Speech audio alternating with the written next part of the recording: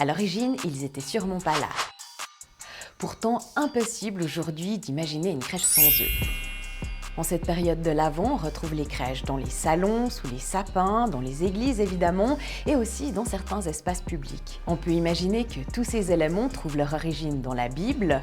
Pourtant, la nativité, la naissance même de Jésus est à peine mentionnée. Marie, après avoir accouché, dépose Jésus dans une mangeoire, mais nulle part il est question d'un âne ou d'un bœuf qui aurait soufflé sur le petit Jésus pour le réchauffer.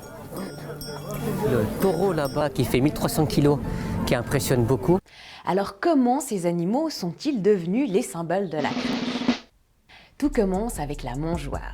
Elle nous emmène dans un décor d'étable. C'est donc à partir de cet environnement champêtre que la tradition et l'imaginaire autour de la naissance de Jésus vont se développer. Et dès la première crèche, au VIe siècle, dans une église à Rome, composée de grands personnages, les animaux sont présents.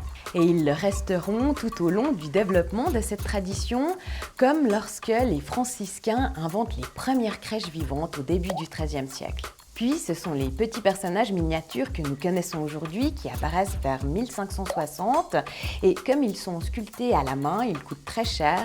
Les crèches sont donc réservées au salon des riches. Mais 3 siècles plus tard, elles se popularisent avec la fabrication en série de petits personnages en argile et en papier et chaque foyer peut posséder sa crèche. Mais pourquoi retrouve-t-on toujours ces deux animaux auprès du nouveau-né ? C'est à la lumière de l'Ancien Testament qu'on a relu les belles scènes de la Nativité. Il y a un texte du prophète Habacuc qui dit que le Seigneur vient entouré de 2 animaux.